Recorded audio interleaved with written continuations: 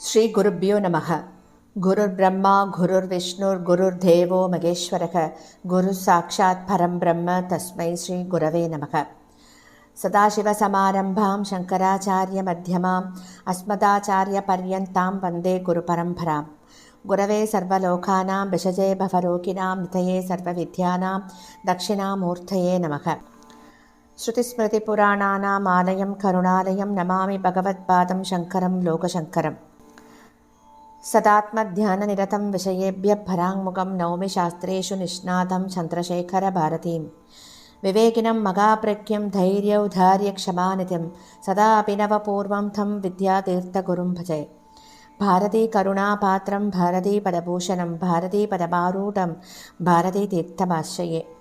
வித்யா வினய சம்பன்னம் வேதராகம் விவேகினம் வந்தே வேதாந்த தத்வக்யம் விதுஷேகர பாரதீம். அனைத்து பெரியோர்களுக்கும் நீலாயுதாட்சிகுமாரின் நமஸ்காரங்கள். பிரதி குருவாரம் நம்ம சிங்கேரியில் சங்கரரை பத்தி கேட்டுருக்கோம். குருநாதர்களோட பேரருள்ள இந்த காவியத்தின் நூலாசிரியர் திரு கே நாராயணசுவாமி அவர்கள். இவர் எழுதிய புத்தகத்தின் ஒவ்வொரு வரிகளையும் நம்ம அனுபவிச்சு கேட்டுருக்கோம். பிரதி குருவாரத்திலையும் போன வாரத்தின் தொடர்ச்சியை தான் தொடர்ந்து கேட்கப் போகின்றோம். 124வது வாரமாக ஸ்ரீ வித்யாரண்ய சுவாமிகள் சிங்ககிரியை விட்டு தம்முடைய கடைசி யாத்திரையாக பம்பா கஷேத்திரத்திற்கு செல்கிறார். அவர் அங்கு செல்வதற்கு முன்னாடி தம்முடைய இளைய சீடர் ஸ்ரீ நரசிம்ம பாரதி சுவாமிகளோடு நிறைய பேசுறார். அதுவும் முக்கியமாக ஸ்ரீமடத்தின் காரிய கிரமங்களில் புதிதாக தாம் சேர்த்தவற்றை பற்றியும் ஏற்கனவே இருந்தவற்றை விஸ்தரிப்பதை பற்றியும் நிறைய பேசுகிறார். அவர் பேசுவதை அந்த இளம் சீடர் மிகவும் கவனத்தோட கேட்டுக்கிறார். கேட்டுண்டோ தங்களுடைய உத்தரவுகளை நிறைவேற்றுவோம் அப்படின்னு வாக்களிக்கிறார்.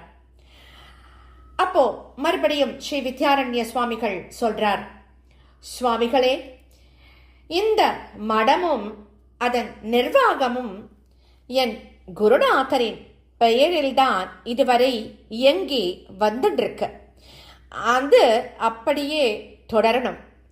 இங்கு நடத்தப்படும் விசேஷ பூஜைகள், ஜபங்கள், ஹோமங்கள், உற்சவங்கள் எல்லாமே அவருடைய அனுமதியையும் அனுக்கிரகத்தையும் பெற்றே நடத்தப்படுவதாக கருதப்படணும். மடத்தின் இலச்சினையில் வித்யாசங்கர என்கின்ற அவருடைய நாமம்தான் தொடர்ந்து இருந்து கொண்டு வரணும். ஆண்டுதோறும் குரு, பரமகுரு, பரமேஷ்டி குரு, பராபர குரு ஆகியவர்களுக்கு ஆராதனை நடத்தப்படுவது போல எதிர்காலத்துல குரு பரம்பரை வளரும் போது ஸ்ரீ வித்யாசங்கரருக்கு ஆராதனை விடப்பட்டு விடாமல் தொடர்ந்து நடத்தப்படணும். குருவின் ஆராதனையை போல அவருடைய ஆராதனையையும் புஷ்பம், கந்தம், தீர்த்தம் என்று 3 தினங்களுக்கு செய்யப்படணும். அந்த தினங்களில் அவரை ஈஸ்வரராகவும் பாவனை பண்ணிண்டோ ஸ்ரீ சங்கர நாராயண விக்கிரகத்தை அலங்காரம் பண்ணி வீதி உற்சவமும் நடத்தப்படணும். விஜயநகரத்தில் நாம் தொடங்கி வைத்த ஸ்ரீ சாரதா நவராத்திரி உற்சவம் போல இங்கே ஸ்ரீ சாரதையின் சன்னதியிலும் நவராத்திரி உற்சவம் நடத்தப்படும் என்று பொதுஜனங்களின் எதிரில் நாம் மன்னருக்கு வாக்களித்திருக்கிறோம். அந்த வாக்கை நீங்கள் எல்லோரும் சேர்ந்து காப்பாற்ற வேண்டும். இந்த மடத்தில் அதிதி சத்காரம் என்பதை தர்மமாக எடுத்துக்கொண்டு அம்பாளின் தர்சனத்திற்கு யார் வந்தாலும் அவர்களுக்கு பசியார உணவளித்து அனுப்ப வேண்டும். லோகக்ஷேமத்தை கோரி தேவதா பிரீத்தியாக எவ்வளவு விரதங்களும் பூஜைகளும் ஜபங்களும் ஹோமங்களும் நடத்தப்பட முடியுமோ அவ்வளவையும் நடத்தி அனைத்து ஜீவராசிகளின் சேமத்திற்காக தேவதைகளை பிரார்த்தனை பண்ணிட்டே இருக்கணும். இந்த விஷயத்துல எல்லா கிரகஸ்தர்களுக்கும் மடம் ஒரு வழிகாட்டியாகவும் இருக்கணும். இப்படி எல்லாவற்றையும் சொல்லிட்டு ஸ்ரீ வித்யாரண்ய சுவாமிகள் கொஞ்சம் மௌனமாயிட்டார். வேறு எதையோ ஒன்றை அவர் கூறுவதற்கு தயங்கியது போல இருக்கு சிஷ்யருக்கு. அப்போ சிஷ்ய சுவாமிகள் குருநாதர்கிட்ட கேட்கிறார், குருநாதரே, தங்கள் மனதில் வேறு ஏதாவது இருந்தால் அதையும் வெளியிட்டு எங்களுக்கு ஆக்ஞையிடலாம் அப்படின்னு சொல்றார். குருநாதர் கொஞ்சம் இப்படி தலை நிமிர்ந்து அவரை பார்க்கிறார். அவரை பார்த்துட்டு, சிஷ்யரே, ஆம், இன்னும் ஒன்றே ஒன்று பாக்கி இருக்கிறது. அது எம்முடைய சொந்த விருப்பம். இந்த மடம் ஆதிசங்கரால் ஸ்தாபனம் செய்யப்பட்டது. மடத்தின் நோக்கத்திற்கும் எம்முடைய இந்த விருப்பத்திற்கும் நேர் சம்பந்தம் எதுவும் இல்லை. ஆனால் நாமே ஸ்தாபித்த மற்ற உபமடங்களில் அது ஒரு காரியக்கிரமமாக சேர்த்து கொள்ளப்பட்டிருக்கு. அங்கு எமக்கு சுதந்திரம் உண்டு. இங்கு எமக்கு ஒரு வரம்பு இருக்கிறது. அதனால் யோசிக்கிறேன் அப்படின்னு சொல்றார். அப்போ சிஷ்ய சுவாமிகள் சொல்றார், பகவானே, தங்களுக்கு என்று தனியாக ஒரு விருப்பம் நிச்சயமாக இருக்க முடியாது. அப்படி ஒன்று இருந்தாலும் அது தர்ம பரிபாலனத்திற்காகவும் எல்லோருடைய சேமங்களுக்காகவும் தான் இருக்கும். தயங்காமல் எங்களுக்கு ஆக்ஞையிடலாம் அப்படின்னு சொல்றார். குருநாதர் சொல்றார், சிஷ்யரே, நாம் எம் குருநாதரின் அனுமதியை பெற்று வியாச தர்சனத்திற்காக உத்தர தேசத்திற்கு போகும்போது பகவானே அனுப்பி வைத்தது போல சிருங்கிப்பட்டர் என்கின்ற தெய்வ புருஷர் எமக்கு துணையாக தோன்றினார். அவருடைய சகாயத்தால் தான் நாம் சனாதன தர்மத்தின் புனருத்தாரணத்திற்காக மிகவும் பல கஷ்டமான காரியங்களை செய்ய முடிஞ்சது. பதிலுக்கு அவர் எம்மிடம் யாசித்தது என்ன தெரியுமோ? சம்ருத்தியான ததியன்ன போஜனம்தான். அவருக்கு சாப நிவர்த்தியாகி பிரம்மீபூதராகிவிட்டார். ஆகவே அவருக்கு நம்முடைய கிருதஜதையை காட்டுவதற்காகவும் அவருடைய சகாயத்தை இந்த உலகினருக்கு அறிவிப்பதற்காகவும் நாம ஏதாவது செய்யணும் அப்படின்னு விரும்புறோம் அப்படின்னு குருநாதர் சொல்றார். நாங்கள் என்ன செய்ய வேண்டும் அப்படின்னு உத்தரவிடுங்கோ அப்படின்னு சொல்றார் சிஷ்ய சுவாமிகள். இங்கே வருங்காலத்தில் மேலும் சில ஈஸ்வர சன்னதிகள்லாம் ஏற்படலாம். ஸ்ரீ ஜனார்த்தனர், ஸ்ரீ சாரதாம்பாள், ஸ்ரீ வித்யாசங்கரர் இவர்களுடைய ஆலயங்களின் பரிமாணங்கள்ல அவை இல்லாவிட்டாலும் சிறு சிறு சன்னதிகள் கட்டப்படலாம். அவற்றின் மத்தியில் சிருங்கிப்பட்டருக்கும் ஒரு சன்னதி சிறியதாக கட்டப்பட்டு அவருக்கு பிரம்மம் அப்படின்னு பெயரிட்டு நித்திய பூஜைகள்லாம் நடத்தப்படணும் அப்படிங்கிறது எம்முடைய விருப்பம். அது மட்டும் இல்லாமல் ததியன்னமே அவருக்கு நைவேத்தியமாக இருக்கலாம் அப்படின்னு சொல்றார் குருநாதர். ஸ்ரீ நரசிம்ம பாரதி சுவாமிகள் தம்முடைய குருநாதரை நமஸ்காரம் பண்ணிட்டோ சொல்றார், தங்கள் விருப்பத்தை நிறைவேற்றுவோம் அப்படின்னு பவ்யமா சொல்றார் சுவாமிகள். அடுத்த நாள் பொழுது புலர்ந்தாச்சு. ஸ்ரீ வித்யாரண்ய சுவாமிகள் தமது பம்பா கஷேத்திரம் கிளம்புறதுக்கு தயாராகிட்டார். அன்று அவர் மௌனத்தை தான் அனுஷ்டித்தார் அப்படின்னு சொல்லணும். ஏன்னா அவருடைய முகம் மிக சாந்தமாக காணப்படுறது. அதுல துக்கமோ மகிழ்ச்சியோ காணப்படாமல் ஆழ்ந்த அலையில்லாத கடல் போல அமைதியா காணப்படுறது. ஸ்ரீ சாரதாம்பாளையும் ஸ்ரீ வித்யாசங்கரையும் தரிசனம் பண்ணிட்டு பிரதட்சிண நமஸ்காரங்களை எல்லாம் செஞ்சுட்டு தன்னுடைய மேனா வைக்கப்பட்டிருந்த இடத்துக்கு வரார். அதன் அருகில் நின்று கொண்டு தம்மை வழியனுப்ப வந்த மக்கள் அனைவரையும் நேருக்கு நேர் கண்கள் சந்திக்க பார்க்கிறார் சுவாமிகள். அங்கு இளைய சிஷ்ய சுவாமிகளும் பண்டிதாளும் சிப்பந்திகளும் கண்கள்ல நீர் வழிய கைகூப்பி பார்த்து கொண்டே இருக்கையில் தம்முடைய வலக்கரத்தை தூக்கி எல்லோருக்கும் தம்முடைய ஆசீர்வாதத்தை கொடுத்துட்டு சட்டென மேனாவிற்குள் ஏறி அமர்ந்துட்டார். பல்லக்கு தூக்கிகளின் தலைவன் சமிக்கை செய்தவுடன் ஜெய் சாரதாம்பா, ஜெய் சத்குரு அப்படிங்கிற அந்த உரத்த குரல்ல கோஷமிட்டு விட்டு பல்லக்கை தூக்கி தம்முடைய தோள்கள்ல வைத்துக் கொண்டு பொய்கள் நடக்க ஆரம்பிச்சுட்டார்.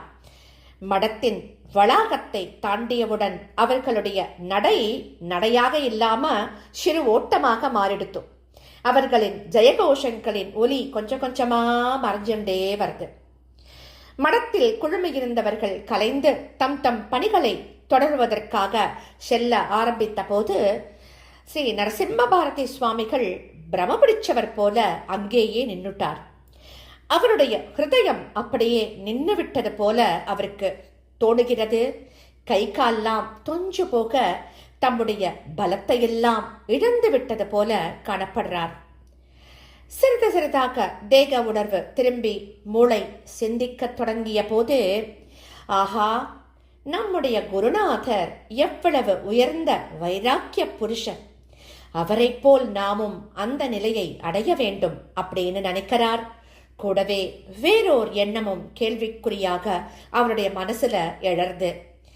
என்னன்னா, நேற்று சிம்மகிரியில் இந்த மகாபிரம்ம ஞானி தம் குருநாதரின் நினைவால் அலைக்கழிக்கப்பட்டவர் போல பூமியில் புரண்டு புலம்பினாரே, அது எதனால் அப்படின்னு தன்னைத்தானே கேட்டுக்கிறார். அப்படி கேட்டுக்கொண்ட உடனேயே சிம்மகிரியில் இருந்து திரும்பி வரும்போது குருநாதர் தம்மிடம் பேசியதெல்லாம் ஒவ்வொன்றாக நினைவுக்கு கொண்டு வரார். அப்படி நினைவுக்கு கொண்டு வந்த உடனேயே அவருக்கு தோன்றது, ஆஹா, இப்போது என் மனதில் எழுந்த கேள்விக்கு நேற்றைக்கே அவர் பதில் கொடுத்து விட்டார் அல்லவோ அப்படின்னு வியந்துக்கிறார். முந்தைய தினம் மாலையில் சதுர்மூர்த்தி வித்யேஸ்வரரின் ரூபத்தில் தம்முடைய குருநாதரை தரிசனம் செஞ்சுட்டு ஸ்ரீ வித்யாரண்யர் குருபக்தியின் வேகத்தில் அவருடைய மகிமைகளை எல்லாம் வர்ணனை பண்ணிட்டு அப்படியே குரு தியானத்துல ஆழ்ந்துட்டார். அவர் மீண்டும் கண் முழிச்ச போது வானம் நன்றாக இருண்டு காணப்படுறது. மடத்திலிருந்து அனுப்பப்பட்ட தீப்பந்தத்தின் வெளிச்சம் வழிகாட்ட குருவும் ஸ்ரீடரும் அந்த குன்றிலிருந்து மெதுவாக இறங்கி சமபூமிக்கு வரா. அங்கு அந்த சமபூமிக்கு வந்த உடனேயே அங்கு வித்யாரண்ய சுவாமிகள் நிற்கிறார். நின்றவர் சிஷ்யரின் தோளை பற்றியிருந்த தம்முடைய வலக்கரத்தை விலக்கிக் கொண்டு சிஷ்யரிடம் பேசுறார். நரசிம்மா, பிரம்ம ஞானத்தை அடைந்து விட்டவர் எப்போதும் அகம் பிரம்மைவ சர்வம் ஸ்யாத், அகம் சைதன்யம் ஏவகி, அகமேவ அகமேவாஸ்மி, பூமாகார ஸ்வரூபவான், அகமேவ மகானாத்மா ஹி, அகமேவ பராத் பரக, அகம் மன்யவத் ஆபாமிஹி, அகமேவ ஷரீரவத், அகம் சிஷ்யவத் ஆபாமிஹி, அகமேவ லோகத்ரயாஸ்ரயக அப்படின்னு சொல்லிட்டு இன்னும் சொல்றார். ஸ்வயம் பிரம்மா, ஸ்வயம் விஷ்ணுகோ, ஸ்வயம் இந்திரக, ஸ்வயம் சிவக அப்படின்னும் சொல்லிட்டு அகம் விஷ்ணுர் அகம் விஷ்ணுகோ அகம் மரிஹி, அச்சுதோ அகம், அனந்தோ அகம், கோவிந்தோ அகம், அகம் அரிஹி. இப்படியே இந்த அத்வைத்த ஆனந்தத்தை தியானத்துல ஆழ்ந்துண்டு நம்ம அனுபவிச்சுருக்கலாம் என்னைக்கும். ஆனால் குருவின் சன்னதியில் நிற்கும் போதோ, அவரை தியானம் செய்யும் போதோ, இவர் எனக்கு அத்வைத்த ஞானத்தை அருளிய குருநாதர், நான் என்றென்றும் அவருடைய சிஷ்யன், அவருடைய பாதகமலங்களே எனக்கு அடைக்கலம் என்று பக்தியோடு மனப்பூர்வமாக நமஸ்கரிக்கணும். குருவின் விஷயத்தில் அத்வைத பாவம் கூடவே கூடாது. இப்படி வித்யாரண்ய மகா சுவாமிகள் தம்முடைய குருநாதர் தனக்கு அந்த ஏகாந்தத்தில் உபதேசம் பண்ணியதை நினைவு கூர்ந்துக்கிறார் ஸ்ரீ நரசிம்ம பாரதி என்கின்ற அந்த சிஷ்ய சுவாமிகள். இந்த உபதேசம் என்னை எந்த காலத்திலும் நல்ல பாதையில் அழைச்சுண்டு செல்லும். நான் எக்காலத்திலும் அவருடைய பாதகமனங்களே அடைக்கலம் என்று கருதும் சிஷ்யனாகவே இருப்பேன் அப்படின்னு வாயவிட்டு சொல்லிட்டோ குரு பிரயாணம் செய்த திக்கை நோக்கி தண்ட நமஸ்காரங்களை செய்கிறார் சிஷ்ய சுவாமிகள். இதுக்கப்புறமா என்ன நடக்க போறது அப்படிங்கறத அடுத்த வாரம் தொடர்ந்து கேட்கலாம். அடுத்த வாரம் ஸ்ரீ வித்யாரண்ய சுவாமிகளின் விதேக முக்தியை பத்தி நாம கேட்க போறோம். ஸ்ரீ சத்குரோ பாகி, ஸ்ரீ சத்குரோ பாகி, ஸ்ரீ சத்குருநாதா சரணம் சரணம் சரணம் சரணம் சரணம்.